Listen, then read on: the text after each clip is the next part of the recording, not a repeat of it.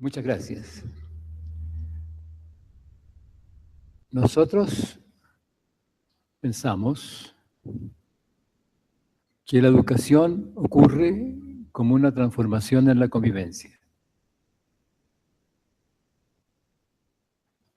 Eso quiere decir, o con eso queremos decir, que en el encuentro del maestro, maestra con el niño o la niña, en ese encuentro y en esas interacciones se van a transformar los dos. De una manera u otra, según el emocional que guíe la relación. Y que eso pasa solo, espontáneamente. Pensamos que lo que guía nuestra conducta como seres humanos, igual que en todos los seres vivos, es la emoción. Y cuando hablamos de emoción, hacemos referencia a cómo nos movemos en el espacio relacional. Y los distintos nombres que usamos para distintas emociones hacen referencia a distintos modos de relacionarnos. Amor, curiosidad, miedo, hacen referencia a distintos modos de estar en la relación. De modo que, constitutivamente, lo central en cualquier relación es la emoción que guía el flujo de esa dinámica relacional.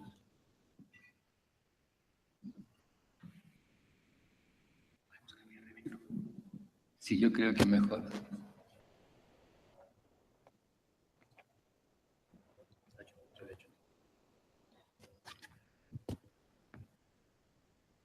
O sea, no es una cosa extraordinaria, es el fundamento de todo nuestro vivir relacional. Somos sistemas vivos, todos los seres vivos nos movemos desde las preferencias, desde los gustos, y lo peculiar nuestro como seres humanos es que vivimos en el lenguaje, en el conversar y en la reflexión, y que la emoción guía el curso de nuestro conversar y nuestro reflexionar. De modo que es lo básico.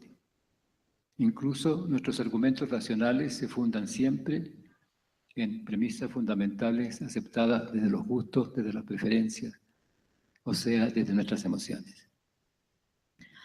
Primero que nada, buenas tardes. Gracias por estar acá, gracias por haber esperado, gracias por la invitación. Estamos muy contentos de haber venido aquí a Colombia en un momento tan particular que nosotros lo vemos como una gran oportunidad.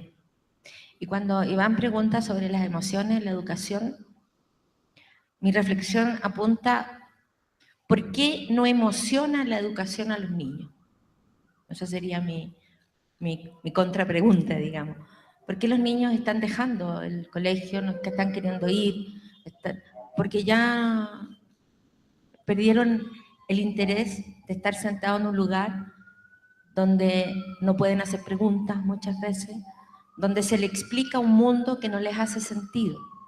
Entonces, yo creo que no es llevar al aula las emociones como una temática, porque sí, yo puedo hacer un ramo que se hable de las emociones, pero el tema no es hablar de las emociones, el tema es vivir en un espacio emocional, en el aula, en el colegio, en mi familia, un espacio emocional donde hayan adultos que respondan mis preguntas como niño, que me expliquen el mundo que vivo, que me escuchen, eso es fundamental, que me vean, que me reconozcan, o sea, que me amen. Entonces, no es complejo, es simple, no es un tema las emociones. Las emociones son el fundamento de todo lo que hacemos en nuestro vivir. Y ese fundamento emocional tiene un trasfondo fisiológico, que son lo que yo he llamado la configuración de sentires íntimos. Y como lo decía en la mañana y lo hemos dicho estos días, los adultos modelan el sistema nervioso de los niños y niñas.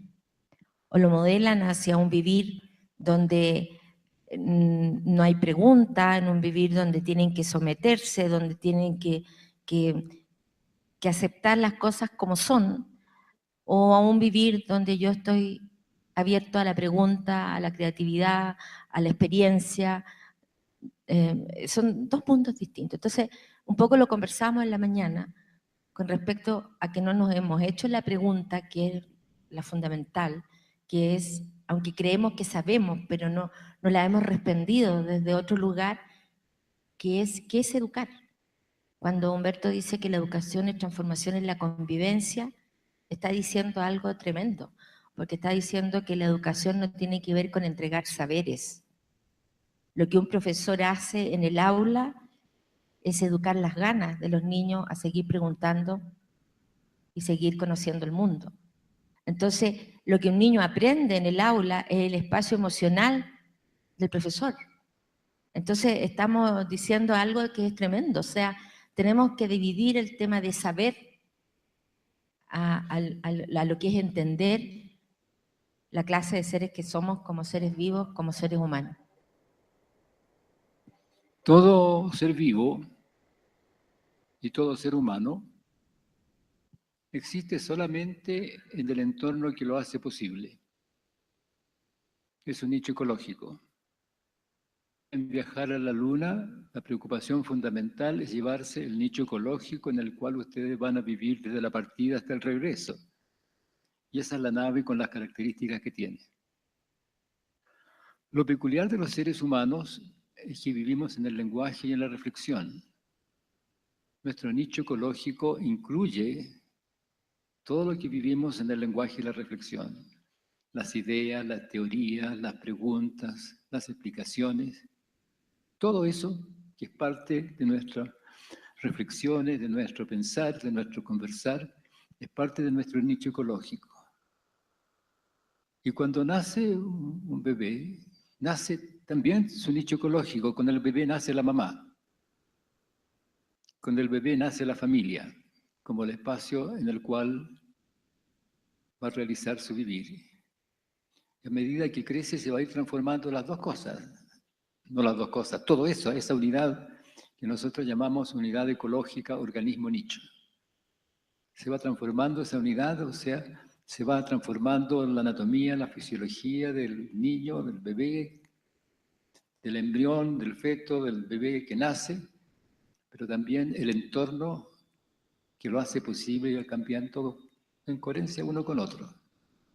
De modo que hay una armonía fundamental. Si esa armonía fundamental se conserva, hay bienestar, los niños y los seres vivos se mueven siguiendo la armonía fundamental, y cuando esa armonía se pierde, se enferman, eventualmente se mueren. Pero lo interesante aquí es que lo que pensamos es parte de nuestro nicho ecológico como seres humanos. Lo que estamos diciendo aquí es movernos siendo unos y otros como parte del nicho ecológico de uno y otros. Y las cosas que pensamos, las reflexiones que hacemos, las preguntas que hacemos y nos contestamos son parte también de ese ámbito en el cual nos transformamos y crecemos si es que somos niños. Bueno, pero también es válido para nosotros los mayores, digamos. En un sentido estricto, los seres humanos somos niños crecidos. Pertenecemos a una historia evolutiva de prolongación de la infancia, de neotenia. De modo que esto es válido para nosotros también. Nosotros nos estamos transformando también en la convivencia, cualquiera que sea la edad que tengamos. Estamos cortos de micrófonos y además estamos lejos también. Pero entonces ustedes, y de pronto pensando un poco en las relaciones que se establecen en los ecosistemas, ¿será que la escuela sí representa un ecosistema adecuado para que se den las relaciones que promuevan las conexiones emocionales?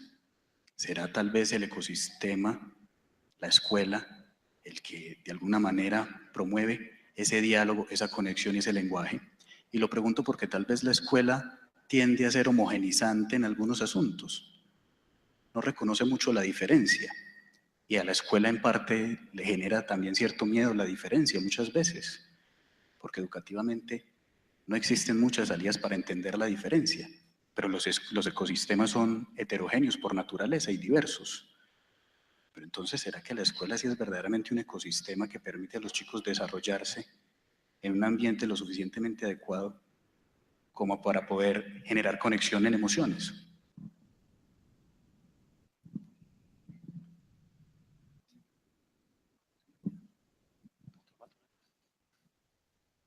La escuela es una invención creativa.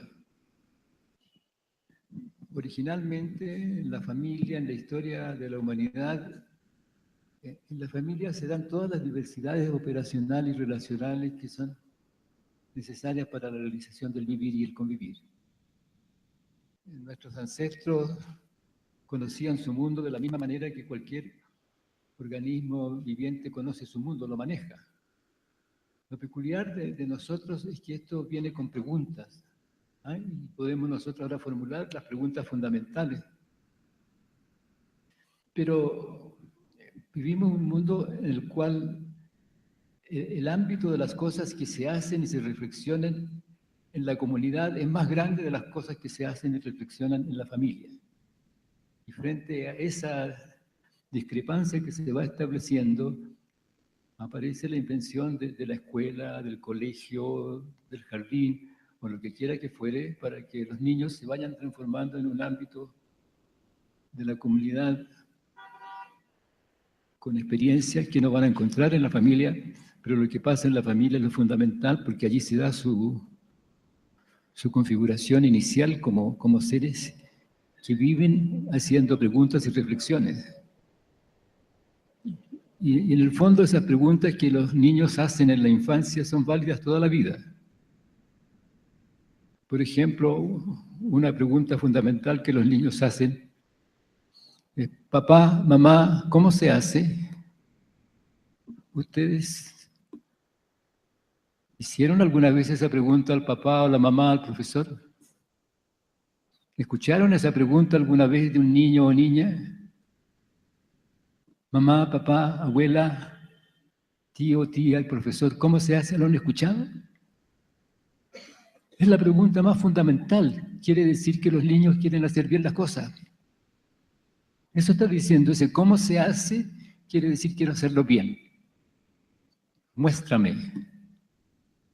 ¿Ah? Y ahí viene la acción de señalar, de ir guiando la mirada. También la pregunta, ¿cómo sucede? Es otra pregunta fundamental que los niños hacen, que quiere una explicación por respuesta. Y hay otra pregunta fundamental que los papás hacen cuando le preguntan al niño: Humbertito, ¿te das cuenta de lo que estás haciendo? Fíjense que esas preguntas son fundamentales toda la vida. Si nosotros no sabemos, si nos atrevemos y no nos atrevemos a preguntar cómo se hace, estamos atrapados. Si preguntamos cómo se hace y no nos escuchan, estamos atrapados.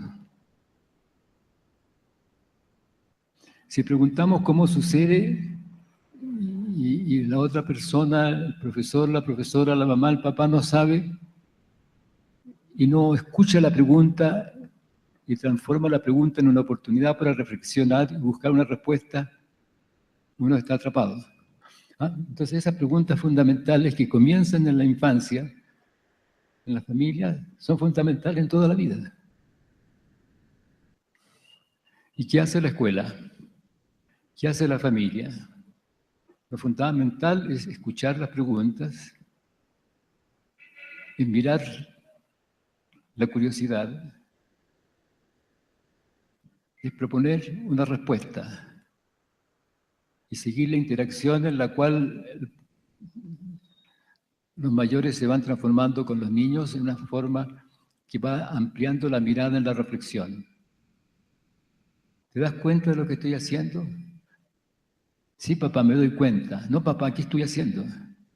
Y eso no solamente es respetable, es fundamental.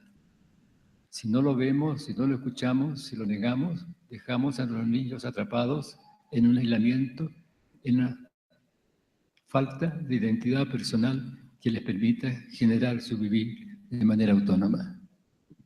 Cuando tú hablabas de la escuela como un ecosistema, sí, la escuela es un ecosistema fundamental en la historia del niño y de la niña. Sin embargo, en nuestra historia evolutiva humana, mirando lo que hacemos hoy día, nos pasamos la responsabilidad de la educación de los niños unos a otros. Los papás dicen que es del profesor y de la escuela dice que es el papá, la familia, ¿no? Y así nos llevamos. Y resulta que si la educación es transformación en la convivencia, pero esa transformación en la convivencia ocurre ¿dónde? Ocurre con los adultos que los niños viven. O sea, el ecosistema cultural es donde los niños se transforman en la convivencia. Por lo tanto, son importantes la familia, los adultos con quienes vive, los medios de comunicación, los políticos, los programas que se hacen. O sea, todo impacta en la formación y la educación de ese niño o niña. Estamos hablando de una persona adulta. Y yo la otra vez me preguntaba, ¿qué es ser una persona adulta? ¿Es ser una persona adulta alguien que maneja auto, que tiene una cuenta en el banco?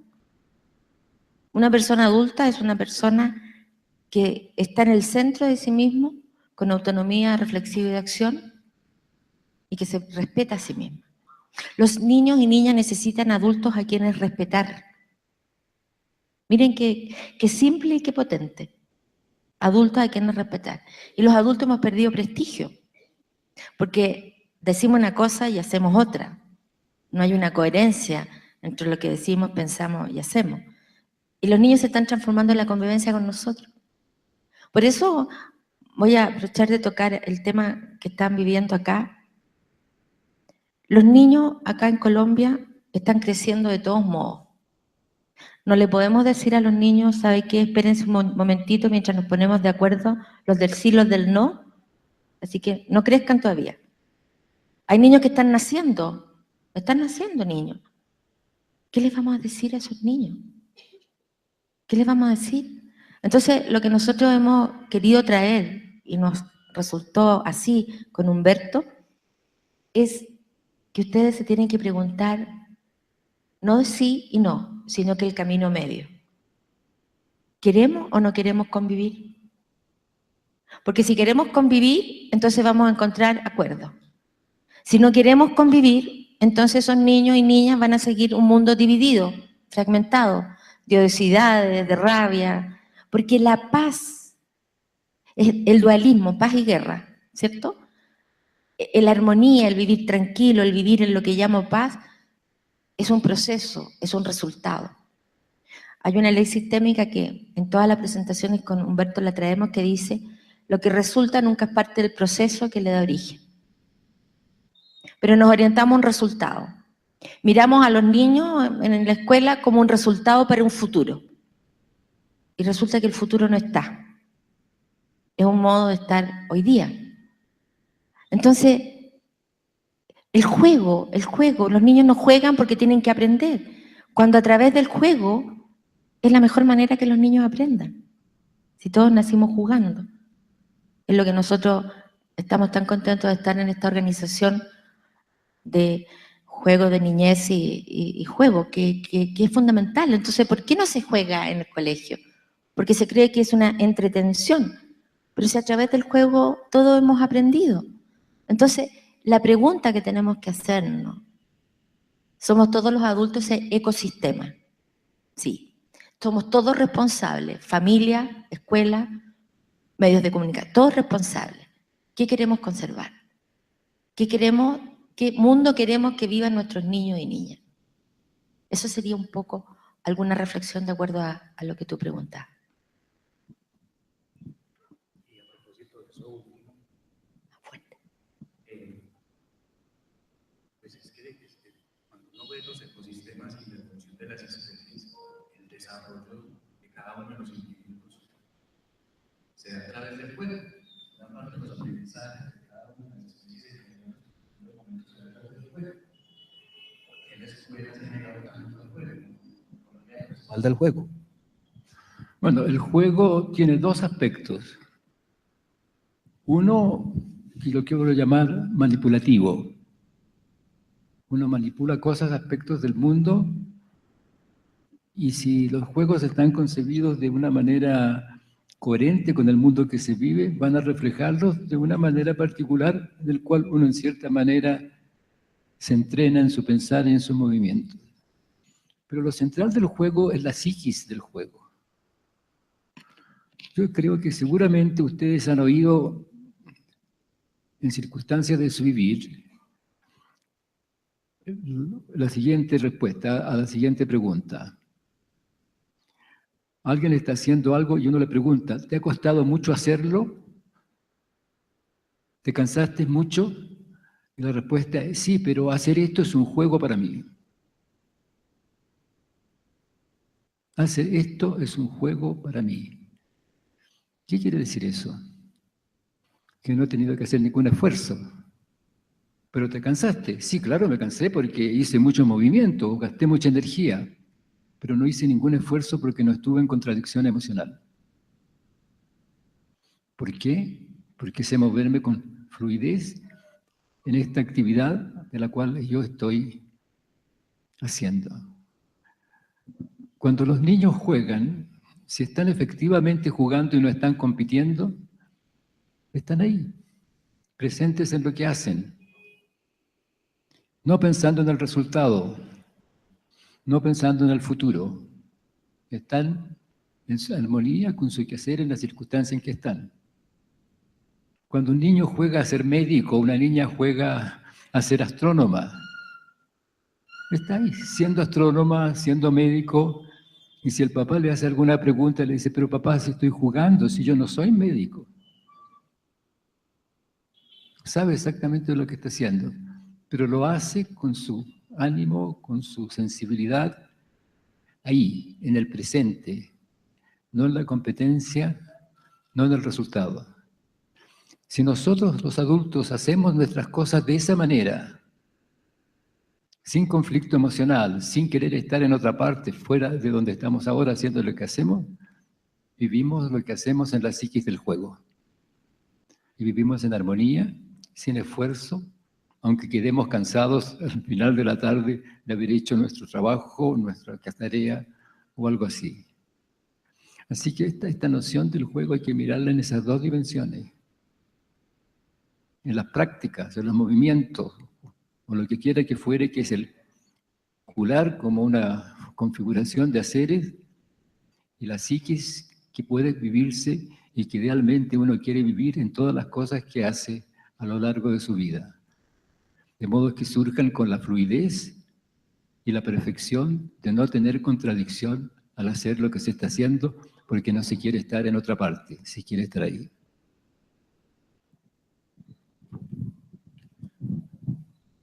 Hay algunas cosas que quedaron de las conversaciones de la mañana que me parecería buena que recapituláramos, pues, para hacer un poco un exégesis y porque me parece que también el auditorio las debería conocer. Como hablábamos al principio, la escuela en realidad es un escenario heterogéneo, así lo neguemos. O sea, los chicos son diferentes desde su autonomía en los procesos del desarrollo, desde sus intereses y desde sus búsquedas. Todos tienen proyectos diferentes. Un problema que ha tenido, considero, la educación, problema enorme e histórico, ha sido que precisamente no hemos entendido que eso es un principio biológico, evolutivo. Es decir, la creatividad de la naturaleza se muestra siempre de manera incesante desde esa heterogeneidad. Pero digamos que la escuela no lo ha entendido. ¿Cómo puede entender la escuela la diferencia? ¿Cómo puede partir la escuela de la diferencia como tema educativo, como insumo educativo? Haciéndonos las preguntas que tenemos que hacernos, insisto en eso con respecto a qué es educar. Educamos aún en esta relación instructiva, como hablamos en la mañana, entre medio y sistema. O sea, los profesores, profesoras tienen una tarea que cumplir con los niños para pasar cierta materia. Entonces, en el pasar cierta materia y en el cumplir con el currículum y además con las evaluaciones, con toda la carga que también tienen, entregan información a los niños y niñas. Y en ese entregar información hay una homogeneización, como que todos van a entender lo mismo. Pero resulta que la maravilla de la clase de seres que somos como seres vivos y como seres humanos es que no somos todos iguales. Es que somos la maravilla de ser cada uno un individuo diferente uno de otro, con talentos, con deseos, con estos talentos. O sea, la tarea del profesor es descubrir el talento y que ese niño lo pueda florecer en su talento. Pero para eso no los puedo tratar a todos iguales en cuanto a la educación. Tengo que ver la diferencia que hay en cada uno. Porque no entendemos que yo no informo nada al sistema. Yo solo gatillo un proceso determinado en cada niño, porque no distingo en la experiencia entre ilusión y percepción. Y la percepción es un fenómeno biológico. No hay una realidad independiente del operar del observador. Entonces, el entender cómo operamos como seres vivos es fundamental en la tarea educativa. Sabemos más cómo opera un computador que cómo operamos nosotros. Entonces, si estamos todavía en el viejo tema de la realidad, buscando la verdad, homogeneizando las relaciones, no nos encontramos en lo peculiar de cada uno y en lo individual, y el individuo que cada uno somos. Yo creo que la tarea educativa por ahí. Por eso, como decíamos en la mañana, no nos hemos hecho la pregunta. No es que no nos hayamos hecho la pregunta correcta. Seguimos de alguna manera educando como varios siglos pasados. O sea, ¿por qué no se emociona? ¿Por qué los niños no se emocionan en la educación? Porque se aburren. Si los niños quieren explorar, quieren conocer, tienen preguntas. Entonces, y para el profesor también resulta tedioso el tener que repetir como lo mismo. Entonces, el aula, el colegio, puede ser un ecosistema entretenido, algo donde voy a querer ir al otro día, donde voy a querer estar, porque es un laboratorio humano. Y en realidad en este momento no están haciendo así porque creemos que educar todavía es pasar información. Y educación no es pasar información. Educación es transformación en la convivencia. Y en ese pensar que lo importante es entregar información, no nos damos cuenta precisamente por lo que tú acabas de decir, que cuando uno le dice algo a alguien, esa persona escucha desde ella, no escucha lo que uno dice. Nosotros a veces decimos que somos maravillosamente no responsables de lo que ustedes escuchan de lo que decimos. Pero sí somos responsables de lo que decimos. ¿Se dan cuenta de la diferencia? No podemos especificar lo que ustedes escuchan de lo que decimos, y no es una limitación, es nuestra condición biológica. O sea, no somos responsables de lo que ustedes escuchan. Claro, porque fíjense que escuchamos esperando que el otro valide lo que yo digo porque yo tengo la razón, yo tengo la verdad, yo sé cómo son las cosas, yo soy por último tu jefe, tu papá y yo estudié. Así que yo tengo la verdad. ¿Conocen ese modo de escuchar? ¿Les es familiar? ¿Ustedes han estado en equipo de trabajo donde les cuesta generar un proyecto porque hay alguien que quiere tener la razón? Me imagino que se han topado con alguna persona así, ¿o no? Porque cuando encontramos con alguien que tiene la verdad, está en un delirio. No está dispuesto a reflexionar sobre los fundamentos de lo que hace o dice porque tiene la verdad, ya sabe. Y cuando una persona sabe, no está dispuesta a reflexionar. Escuchamos esperando que el otro valide lo que digo porque yo tengo la razón, tengo la verdad, yo sé. Y nosotros estamos invitando a un escuchar que se pregunta, a un escuchar que quiere descubrir cuáles son los criterios de validez de donde el otro dice lo que dice. Porque siempre dice algo de un dominio que es válido, no de validez de bueno o malo, de validez experiencial, de experiencia. ¿Cuántas veces nos hemos encontrado diciendo no tienes la razón, no, eso que estás sintiendo tú no es así? Porque uno descalifica el sentir del otro, porque uno descalifica la experiencia del otro. ¿Desde dónde? desde poseer la verdad. Pasa mucho en las parejas que dicen después, estos no se comunican. No, pues no se comunican, no coordinan sus sentires, sus haceres, sus emociones, porque alguien quiere tener la verdad. Entonces, esto que nosotros hacemos de decir, somos maravillosamente responsables de lo que decimos, pero no responsables de lo que ustedes escuchan, es para hacernos cargo realmente que el escuchar es un fenómeno biológico. Exacto. Y es un hecho biológico que uno nunca puede especificar lo que el otro escucha de lo que uno dice. Si es un hecho biológico, eso, ¿uno puede informarle al otro lo mismo, de la misma manera? Entonces la pregunta es, ¿cómo es que hacemos coordinar cosas juntos? ¿Cómo es que resulta que nos coordinamos en lo que hacemos? Porque nos transformamos en la convivencia. Necesitamos convivir para coordinarnos y para que las cosas que decimos hagan sentido para el otro de la misma manera que hace sentido para nosotros. Nos transformamos en la convivencia. Cuando uno habla de información y transmisión de información, y el otro lee y dice, no entiendo nada, ¿qué me querrá decir con esto? Solamente vamos a entender si nos transformamos, si conversamos, si tenemos tiempo de escucharnos, de hacer cosas juntos, de modo que surge un mundo común. Y entonces cuando decimos una cosa u otra, el otro va a escuchar lo mismo, que pertenece al mundo común, desde donde yo estoy diciendo lo que estoy diciendo. No se puede hablar de transmisión de información sin historia común.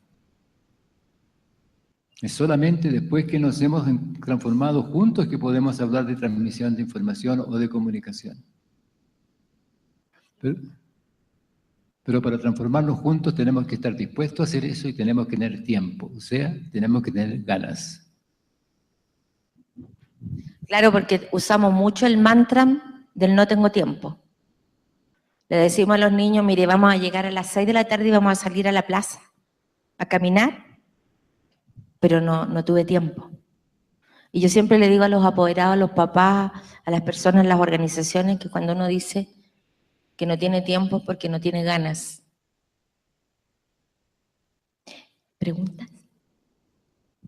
Vamos con algunas preguntas. Bueno. Esta es bastante interesante y habla un poco de eso, sobre todo de la relación verdad-dogma. Ahí hay un problema porque ya lo que en algún momento era verdad continuamente se falsea hoy en día. Existen múltiples verdades. Pero entonces, hablando un poco de los poderes y de lo que implica la verdad como elemento de poder, ¿qué elementos humanizan la acción de los individuos y de la escuela en un mundo de poderes donde las regulaciones están por fuera de los que intentan convivir? ¿Los qué, al final? Los que intentan convivir. Antes de eso. Donde las regulaciones están por fuera de los que intentan convivir. Es decir, el ejercicio de poder está por fuera de la escuela. Entonces, ¿cómo asume la escuela esas dinámicas cuando en realidad desde la externalidad se está ingiriendo una noción de poder que a la final circunscribe a la escuela en sus propias dinámicas y la ahoga muchas veces? ¿Puedes pasarme la pregunta? No, por favor. Yo estoy medio sordo, ¿no? Tengo 88 años, estoy perdiendo la audición, tengo audífono, pero con los parlantes las cosas no oigo bien, así que discúlpenme, yo a veces consulto a Jimena para saber lo que se dijo y ahora a ti quiero oír la pregunta, para poder contestar algo que tiene que ver con la pregunta. Lo que pasa es que yo me voy con esta pregunta y pienso en profesores que yo he conocido en el sur y en el norte de Chile, que no están ocupados de la situación de poder o no poder que hay fuera de la escuela, sino que están preocupados de amar a sus alumnos. Y cuando los profesores están ocupados de amar a sus alumnos, de explicarles el mundo que viven, porque cuando yo conocí a Humberto, yo le dije que todo dolor y sufrimiento por el cual se pide ayuda relacional es siempre de origen cultural. Yo de verdad quería ir a la Casa de Moneda con pancarta para cambiar la cultura. ¿Iba a hacer pancarta? Había que cambiar eso por ahí por el año 98. Y Humberto me decía, Jimenita, no, porque la cultura resulta cambiada con el entendimiento. Y yo decía, sí, pero se va a demorar un poco. Yo soy un poco apasionada para mis cosas. Y dije yo, bueno, pero hagamos algo, pues y ahí creamos Matrística, como un laboratorio humano de reflexión y de acción. Entonces, yo creo que esto de cambiar la cultura, se cayeron las murallas, las revoluciones, ya no, o sea, todo lo que pensamos en esos ideales ya no. Todo cambio cultural pasa por un cambio individual. Y ese cambio individual pasa por un espacio de ampliación de conciencia. La experiencia espiritual es una experiencia de expansión de conciencia, de pertenencia a un ámbito mayor.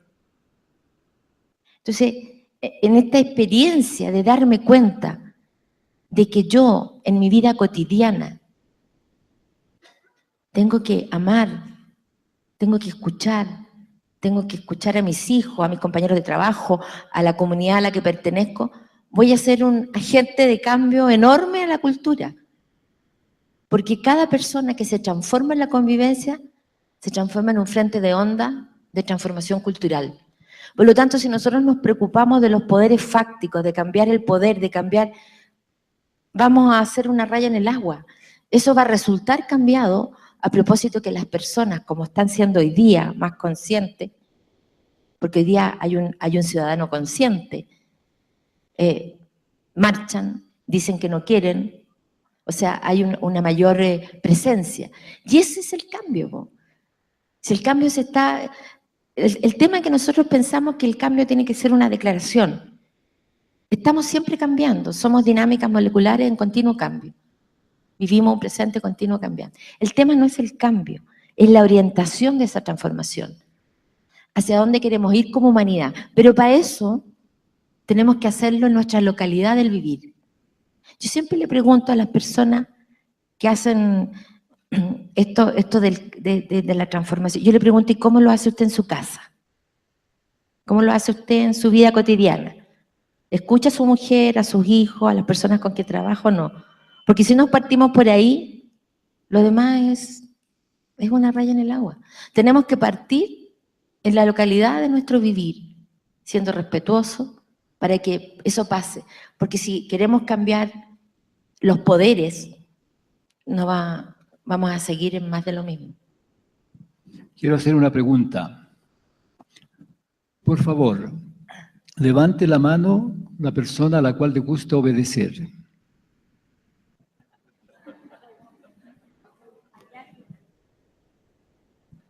¿Sí? ¿Le gusta obedecer? ¿Se siente bien obedeciendo? Es usted una anomalía. Una anomalía en el cosmos. ¿O me está jugando una broma? Muy bien, es extraño porque ustedes ven de todos los que están aquí, una persona dice que le gusta obedecer. En la obediencia uno se niega a sí mismo. No tenemos que confundir obedecer con colaboración. En la colaboración uno participa en la generación y en la realización de algún proyecto común, en el placer de hacerlo.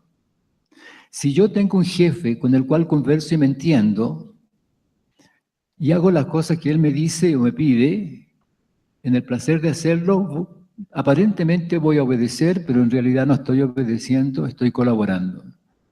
No sé si eso es lo que le sucede a él. Por favor, pero pensémoslo, si además es bueno que nos encontremos en esta conversación. Nosotros pensamos que el orden de un hacer se obtiene de la autoridad.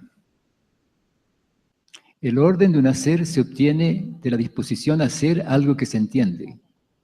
Mamá, papá, ¿cómo se hace?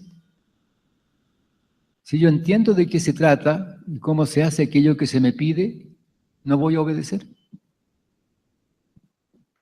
Pero si yo le digo a uno de mis hijos, por favor, anda al dormitorio y tráeme algo, y él va, corre y me lo trae, ¿está obedeciendo?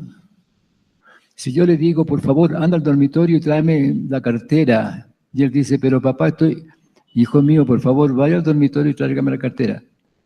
Pero papá, hijo, vaya al dormitorio y tráigame la cartera. Y el niño va, pues este papá que nunca me deja tranquilo, aquí está la cartera. Ese niño obedeció. Es justamente ese el que obedeció. Porque hizo algo contra su deseo. ¿Y en qué se nota que hizo algo contra su deseo? En que refunfuñó. En que se quejó del proceso. Mi papá que no me deja jugar, o lo que quiera que fuere. Si va encantado a buscarlo, no obedece.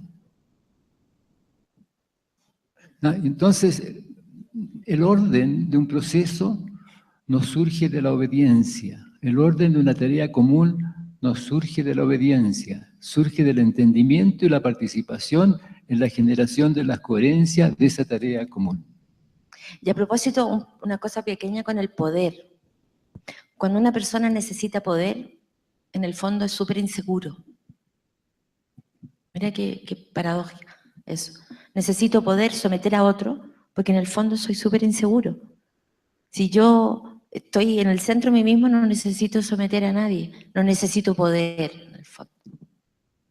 Un poco la paradoja del poder de la cucaracha y la bota, que el problema de la relación de la cucaracha con la bota no es de opresión, sino que eventualmente la cucaracha quiere ser la bota, porque hay alguna deficiencia que lo lleva a pensar que puede ser eventualmente en algún momento la bota.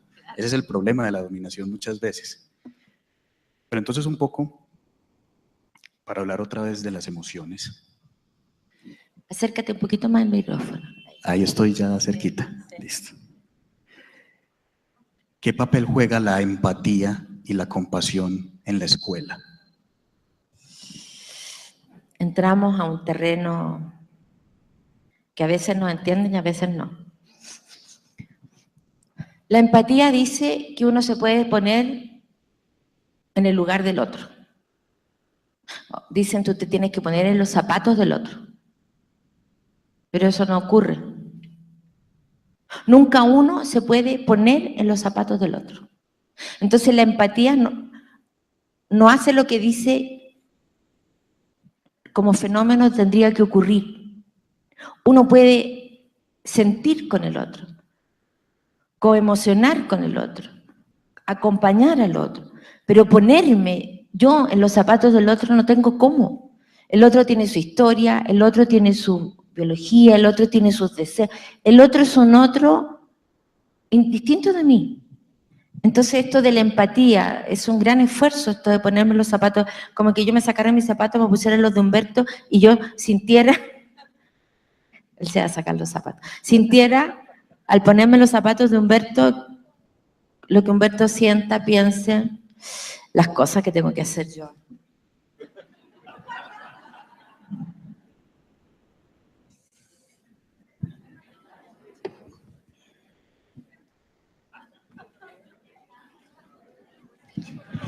Es Doctor difícil Maturana, entrar en los zapatos ajenos, ¿cierto?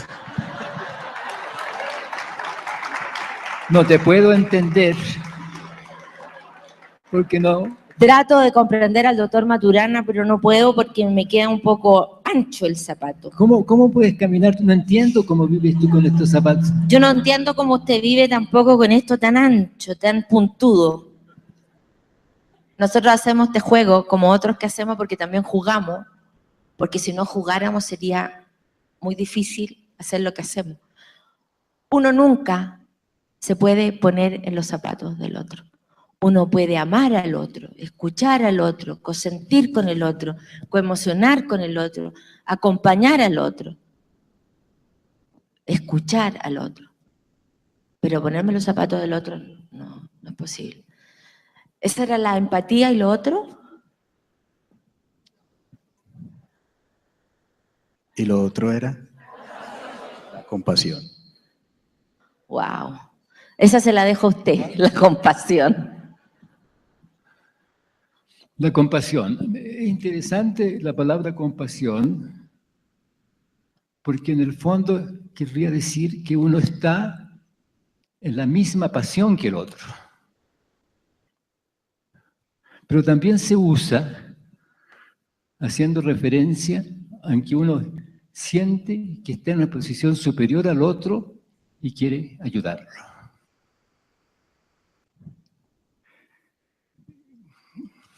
Pero eso es muy distinto del amar. El amar no es compasivo. En la traducción de los textos budistas se habla de compasión. Yo no estoy seguro que la palabra compasión corresponda a lo que los textos dicen en su propio idioma. No lo sé.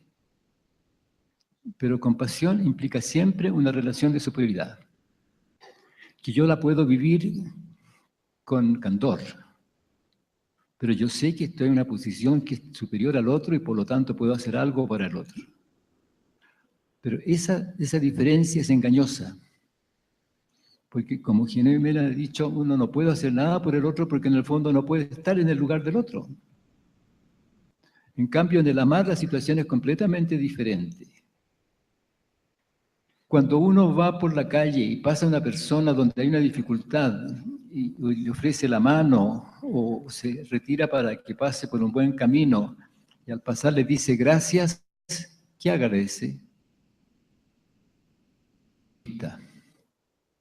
Y después llega a su casa y esta señora le dice a la hija, fíjate que allá en ese lugar tan difícil un señor tan amoroso, facilitó el paso. Por favor, estamos hablando de nuestro vivir cotidiano, no de la psicología, no de la filosofía. Son palabras del vivir cotidiano. Tan amoroso. ¿Y por qué? Porque me vio. El amar es el ver. Cuando uno se queja de no ser visto, se queja de no ser amado. Y cuando uno se queja de no ser amado, se queja de no ser visto. El amar abre la mirada porque deja que el otro y uno aparezcamos como legítimos en nuestra convivencia. Hay millones de preguntas. Sí, y hay tiempo también. Todos tienen paciencia porque hay millones de preguntas. Y así que si quieren poder traer alguna cocaví, alguna cosa, digo yo. Hay muchas preguntas relacionadas con el maestro. Entonces voy a tratar de acotarlas en una pregunta, pero quisiera que ustedes extiendan un poco hablando de los maestros. Hablábamos ahora de lo relativo que es la verdad hoy y de que básicamente es algo que puedes googlear y tú puedes entrar en un debate en línea y es relativo el conocimiento. Relativo al menos en la manera en la que se genera y de las vertientes que viene. En un mundo ya inundado de información, donde en realidad lo que tenemos que rescatar en la escuela es precisamente la educación emocional, ¿cuál es el papel del maestro en este eje?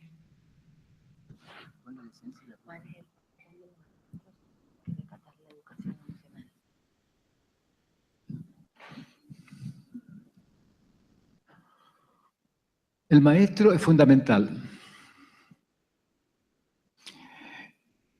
Si miramos nuestro presente actual y buscamos información, la vamos a encontrar en todas partes. En las enciclopedias, en la biblioteca, en la revista, en San Google, como dice Jimena. ¿Ah? Pero lo que no encontramos es reflexión. El maestro lo que hace, y que solamente él puede hacer en la relación con sus educandos, con sus pupilos, es reflexionar, es mirar aquella pregunta que el niño o la niña hace en un espacio más grande donde hace sentido, no en la localidad de la expresión de la pregunta. El mirar la información que se trae en un cierto trabajo en un espacio más grande donde aquellos elementos hacen sentido y no solamente en la localidad donde aparecen presentados. La reflexión implica salirse de la circunstancia en que uno está y mirar un espacio más grande. Y eso siempre lo lleva a uno a un ámbito distinto. Cuando la mamá le pregunta al niño, Humbertito, ¿te das cuenta de lo que estás haciendo? Está empezando la enseñanza de la reflexión. Y el niño mira y dice, oh, no había visto que estaba pisando el dibujo de mi hermano, por ejemplo. Fíjense, se ve otra cosa. Y uno empieza a descubrir que puede mirarse a sí mismo y puede escoger. Y aquí viene el gran tesoro humano, poder escoger lo que uno quiere y lo que no quiere. Pero eso solo es posible desde la pregunta reflexiva.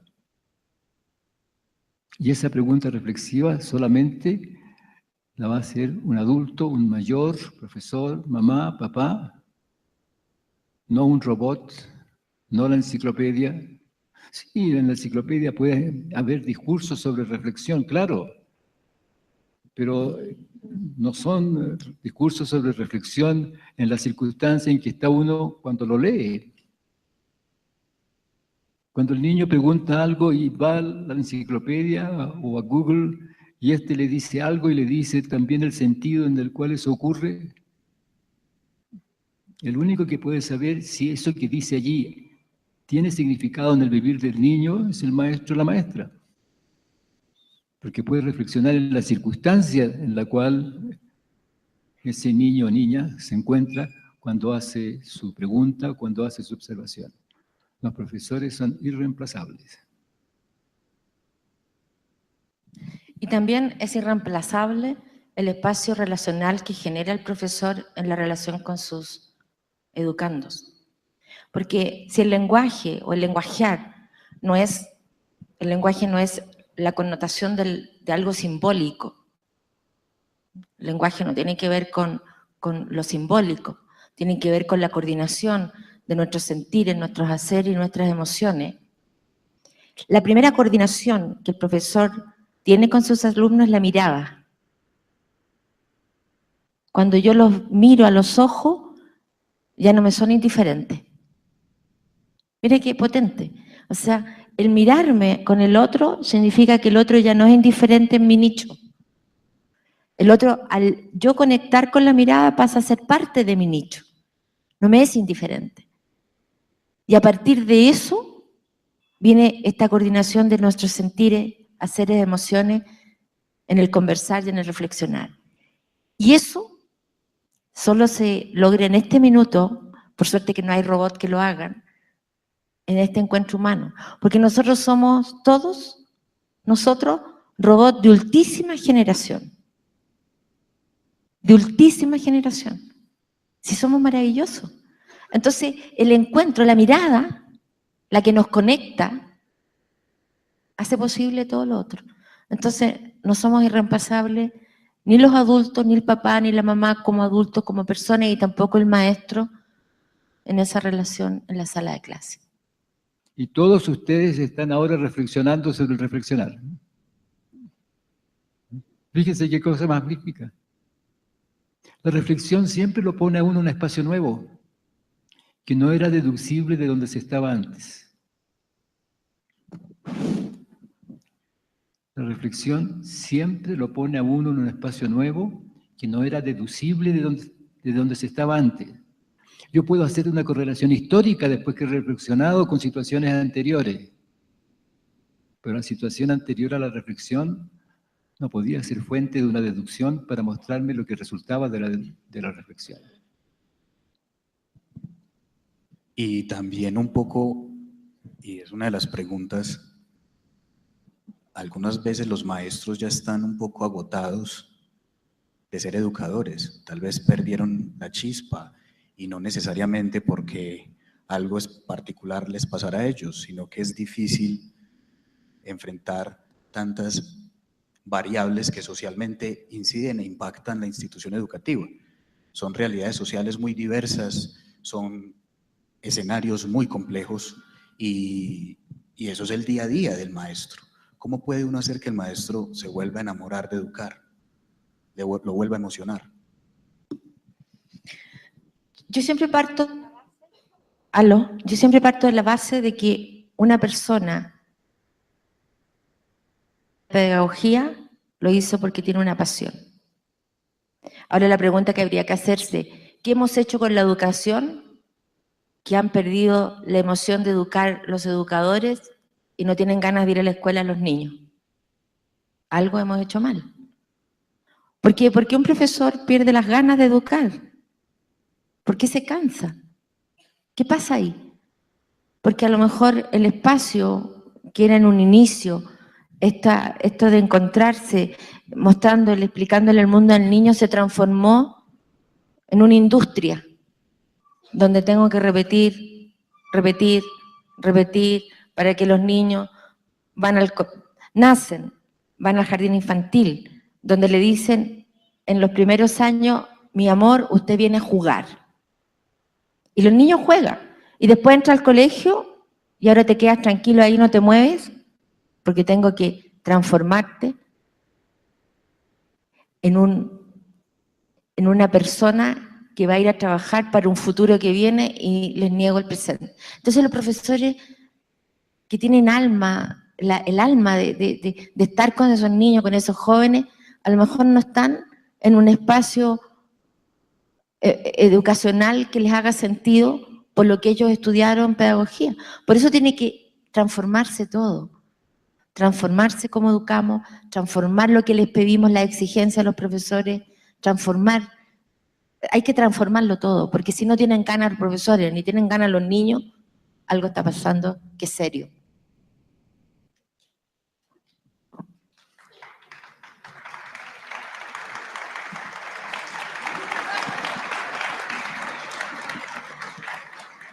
Claro, porque a mí esto que tú me preguntas ahora, me lo han preguntado en muchas partes en Chile también. ¿Qué le pasa a los profesores? ¿Qué le pasa a los niños? No se encuentran. Pero nadie se pregunta qué hemos hecho en el magisterio de modo tal que han perdido las ganas. Entonces hay que preguntarse. Claro, los conflictos humanos nunca son de la razón, nunca son racionales. Porque si son racionales, si son lógicos, en un ratito descubrimos cuáles son las incoherencias lógicas. Y no tenemos problema. Cuando nunca resolvemos un conflicto es porque estamos en una contradicción emocional.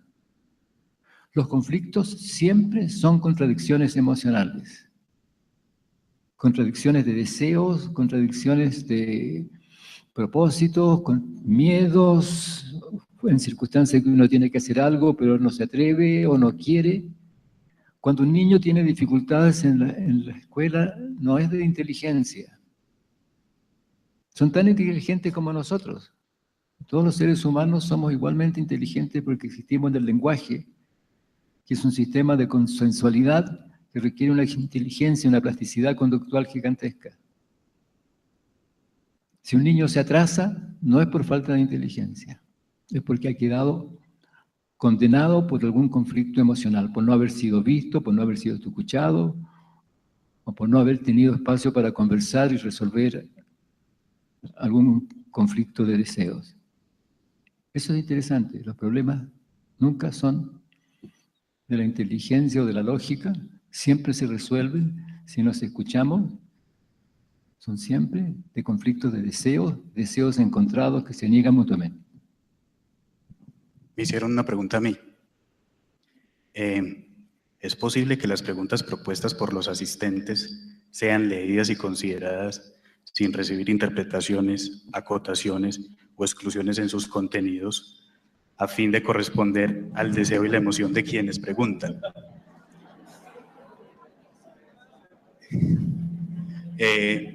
Lo primero es que estamos tratando de acotar la mayor cantidad de preguntas posibles. Es cierto que de pronto estoy dando una interpretación para tratar de generar grupos o tratar de encontrar preguntas que detonen la conversación. Discúlpenme si en algún momento he distorsionado la pregunta y eventualmente ustedes también pueden interpelar y estamos abiertos a eso para que ustedes también lo hagan. Es un escenario de discusión, pero no crean para nada que esto en realidad es dar una interpretación y buscar dar una mala información alrededor de las preguntas. Si ha pasado, de verdad, disculpa. Esta sí la voy a hacer como está. ¿Cómo educar para escuchar? Escuchando.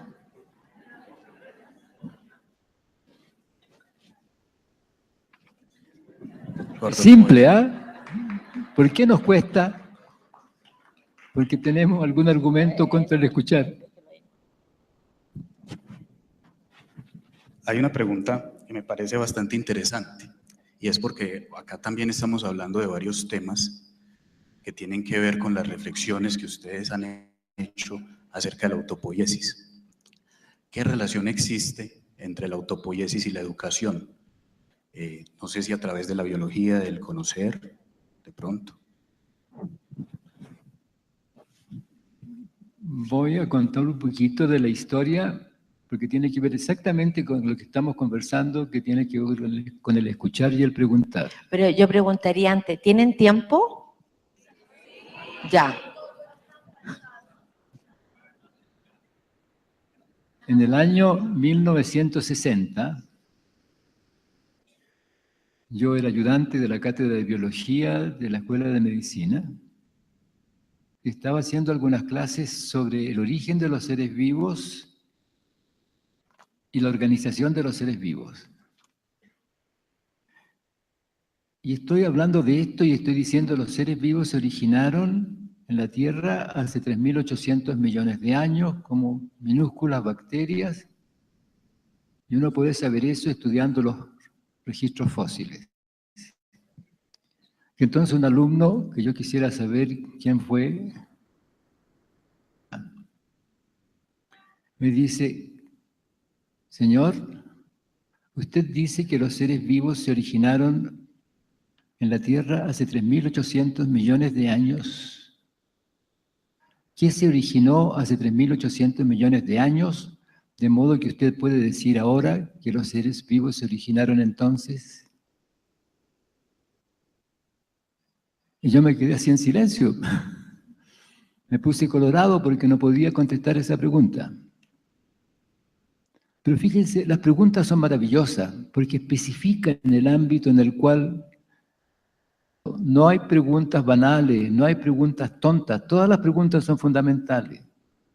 El joven me está preguntando, porque además la pregunta abre el camino a la respuesta.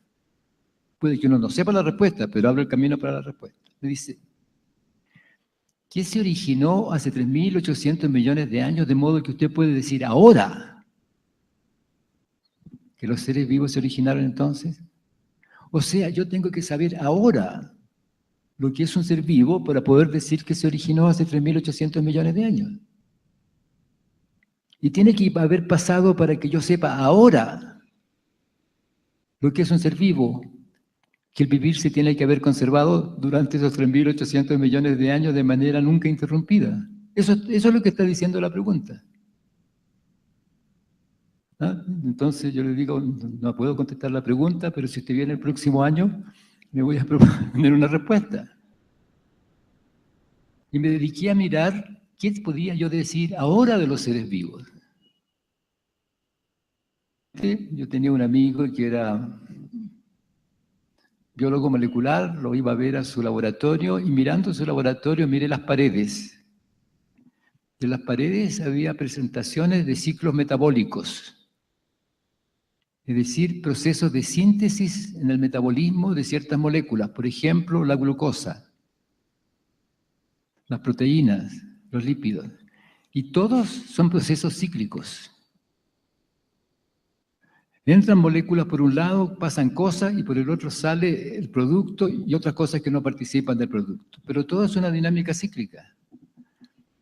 Entonces me di cuenta que lo que tenía que pasar era que la dinámica de los procesos moleculares de los seres vivos en el mismo ser vivo. Y que los seres vivos nos producíamos a nosotros mismos. Y la palabra autopoiesis hace referencia a producción de sí mismo. En ese momento, para mí, estos eran procesos moleculares, pero no dije autopoiesis molecular, me tuve que encontrar con Jimena para que ella me insistiera en que lo que uno piensa que está implícito, si no lo hace explícito, no se ve. Fíjense que yo decía, está implícito que son moléculas, pero si no lo digo que son moléculas, no se ve. Así que por eso nosotros hablamos ahora de autopoiesis molecular. Los seres vivos somos sistemas moleculares que se producen a sí mismos en todos los procesos que los constituyen. Y ahora nos hemos dado cuenta que las mamás lo saben. ¿Le hacemos el teatro de la mamá? Bueno, Esta pregunta, mamá, yo no quiero comer frijoles. ¿por qué no quieres comer frijoles, hijo mío? Mamá, no me gustan los frijoles, ¿por qué tengo que comer frijoles? Tú quieres ser tan grande y fuerte como tu hermano. Sí, Entonces, si tú te comes los frijoles, esos entran y en tu estómago se transforman en tus músculos, en tus huesitos, y así te vas a transformar en un tan grande como tu hermano. ¿y quién hace esas transformaciones adentro que salen mis músculos y mis huesitos? Tú mismo, hijo mío. Ah, mamá, sí que soy sistema autopoyético molecular. Sí. Esa es la Tan simple como eso.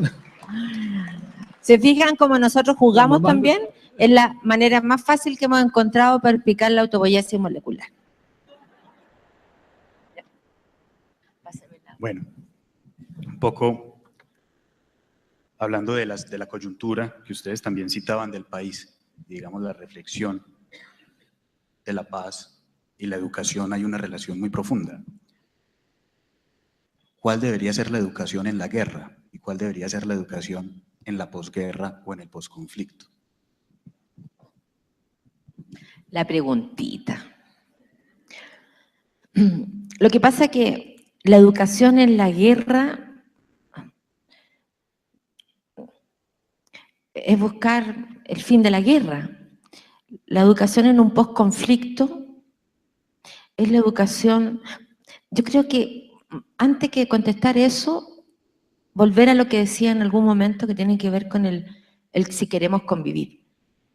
Si queremos convivir, vamos a solucionar todos los conflictos de guerra, vamos a solucionar todos los problemas que tengamos. Por eso tenemos que preguntarnos si queremos o no queremos convivir. Y yo creo que cuando uno habla del post-conflicto, ya no está en un conflicto. Porque estar en un conflicto es estar en una encrucijada emocional, estar en un problema. Pero cuando uno ya decide convivir, uno no puede estar trayendo el conflicto al presente. Si uno desea convivir, está generando un vivir que va a resultar en un vivir sin guerra, sin conflicto, en armonía. Es lo que uno distingue como paz. Porque este dualismo del pensamiento occidental, guerra, paz, paz, guerra, bueno, malo, tenemos esta dicotomía dualista de una cosa u otra. Y nosotros estamos hablando no del dualismo, sino que estamos hablando de una mirada amplia, sistémica, que si queremos convivir en el bienestar, necesariamente tenemos que querer convivir, y cuando queremos convivir salimos del conflicto, salimos de la guerra para encontrarnos en un mutuo respeto. Porque fíjate que nosotros hablamos del educador social por lo mismo, porque cuando un niño o niña va a la escuela, el ideal es que ahí se forme como un ciudadano ético, democrático. ¿Y qué es la democracia? La democracia es una dinámica relacional donde las personas se relacionan desde el mutuo respeto, En la honestidad, en la equidad social, en la colaboración, en la conversación. en la reflexión. O sea, la democracia no es algo que permita cualquier cosa. La democracia es una dinámica relacional donde los individuos se relacionan de esta manera. Porque quieren convivir. Entonces, por lo tanto, no hay conflicto. Cualquiera de esas dinámicas relacionales que falten, no hay democracia. Honestidad, mutuo respeto, colaboración, cooperación, conversación, reflexión. Entonces nosotros en Chile decimos que no vivimos aún en democracia porque no está al centro la honestidad, el mutuo respeto y todo lo que hemos dicho. Un poco relacionado con lo que estábamos hablando de convivir. ¿Cómo comprender la faceta negativa de las emociones? ¿Qué lugar tiene la agresión, la violencia, la fuerza, la rabia y ese cúmulo de expresiones de las insatisfacciones y malestares de maestros, niños y jóvenes en la escuela?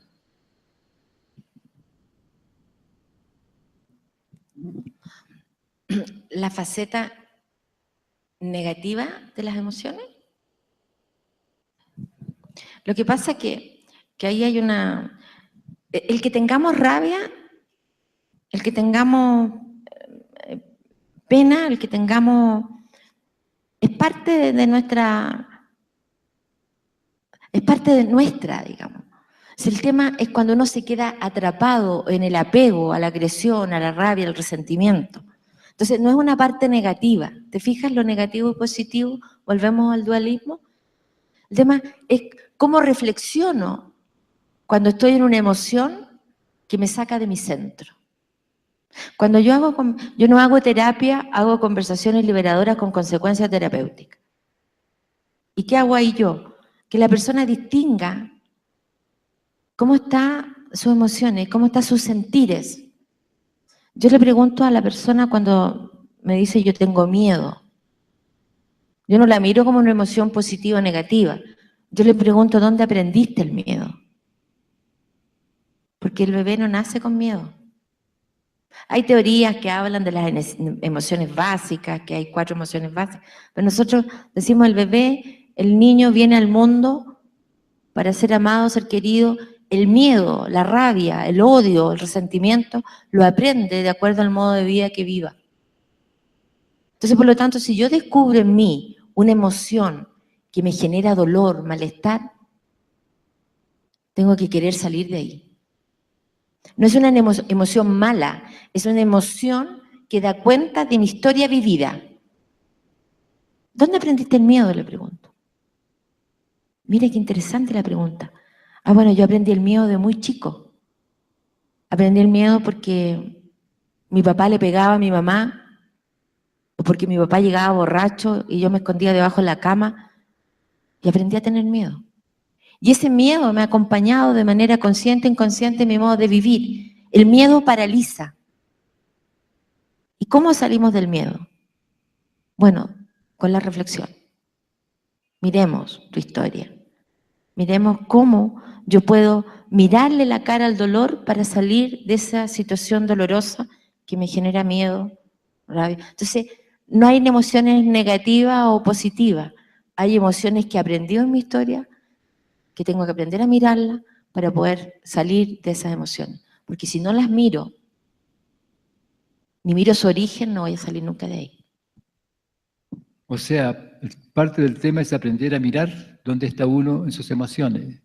Yo me acuerdo, yo debo haber tenido unos 13 años, yo me hacía mis juguetes y me había hecho un arco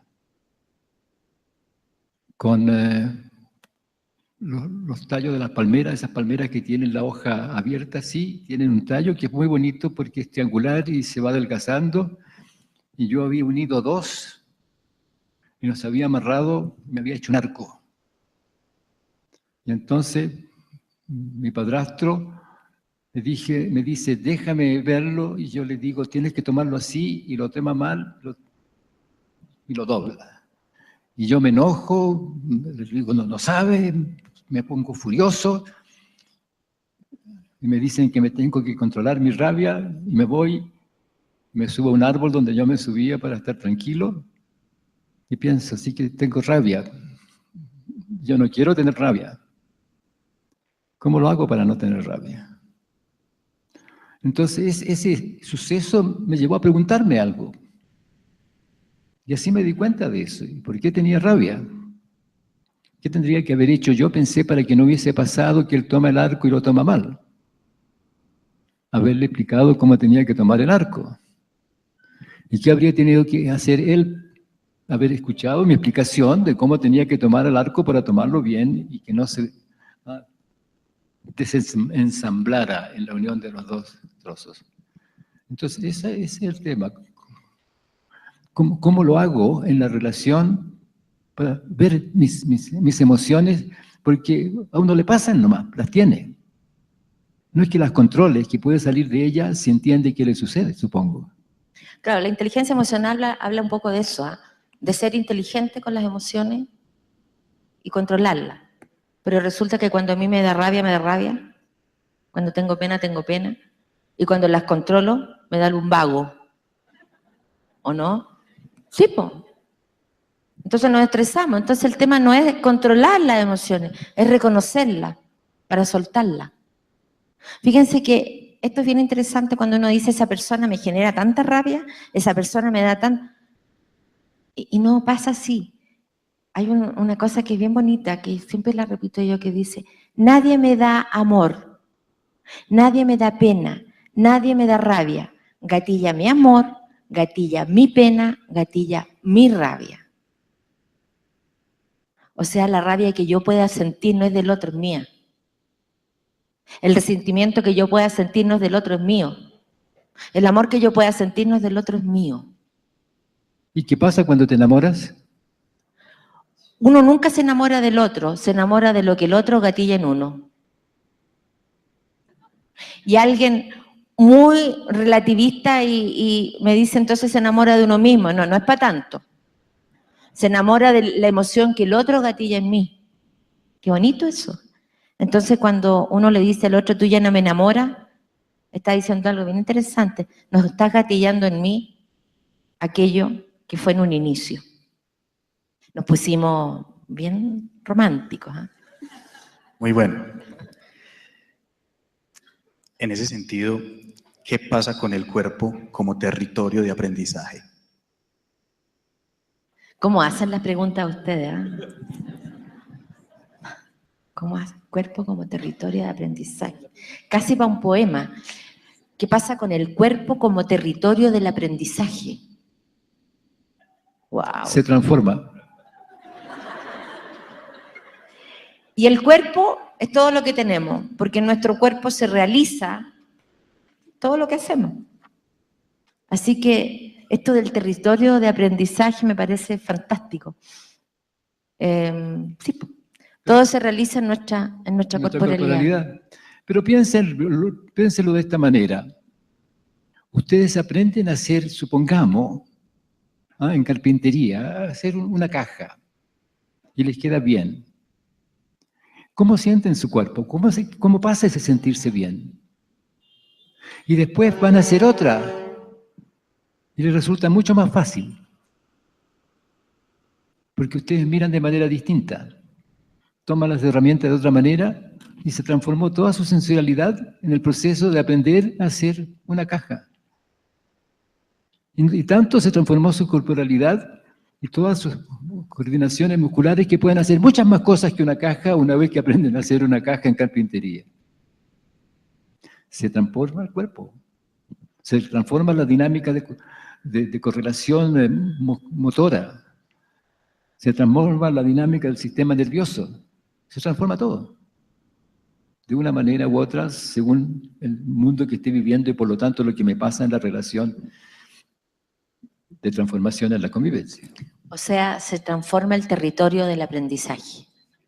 Me gustó. Qué bonito, ¿eh? Se transforma el territorio del aprendizaje. Claro que sí. Muy bien.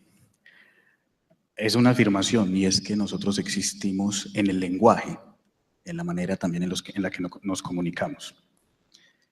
Pero ¿por qué no los utilizamos todos? No solo el oral, porque siempre nos basamos en el lenguaje oral para reconocernos. ¿Qué otros lenguajes pueden existir? Yo creo que no es cierto que siempre nos encontramos en el lenguaje oral para conocernos. Nos movemos, hacemos gestos de expresión. Sí, como dice Jimena, somos multisensoriales. Cuando uno se acerca, cuando se distancia, cuando uno toma la mano, cómo la saluda, cuando la sujeta, todo eso nos va mostrando o va constituyendo una dinámica relacional que va constituyendo un encuentro y un conocerse. Porque ¿qué es el conocerse? Puede pasar dos cosas. Cuando uno le diga al otro, yo te conozco, y no lo ve nunca más, porque ve lo que uno describe con su yo te conozco. Uno dice yo te conozco, pero sí danza con el otro de una manera armónica. Por eso yo digo, yo no quiero conocerme a mí mismo para encontrarme siempre abierto a la reflexión. Y no quiero conocer a mis amigos para amarlos siempre, porque si no, los meto en un casillero. Así que todos tienen que llegar a la casa y decirle a su pareja hoy día no te conozco, para amarte toda la vida. ¿Les gustó eso? Bonito. Estamos terminando ya porque... Sí. Porque yo veo que se están yendo, están cansados, yo también. Sí. Una última pregunta precisamente por la universidad donde estamos. ¿Qué preguntas y reflexiones se pueden hacer las facultades de educación si partimos de que la educación es transformación en la convivencia?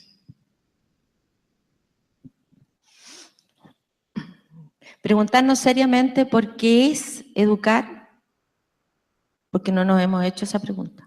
Es simple, porque estamos educando pensando que esta educación que tenemos es la educación. Sin embargo, si nos preguntamos y nos hacemos la pregunta, preguntémonos desde otro lugar, ¿qué es educar?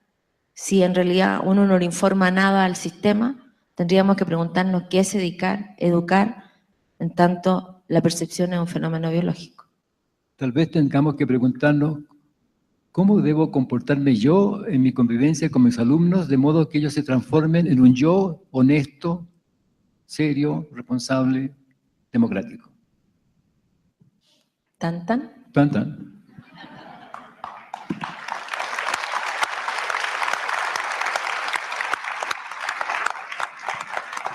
Gracias. Muchas gracias, Humberto, Jimena. Ha sido verdaderamente valiosa la conversación y las reflexiones que ustedes nos dejan son sumamente valiosas. A todos los asistentes, muchas gracias. No logramos tener todas las preguntas. Ustedes recibieron una última pregunta, precisamente pensando en este espacio, en esta cátedra y cómo debería ser. Quisiéramos recibir sus recomendaciones, sugerencias, porque estamos pensando en esto como un proyecto que obviamente se dé continuamente en el tiempo. De nuevo, muchas gracias. Gracias.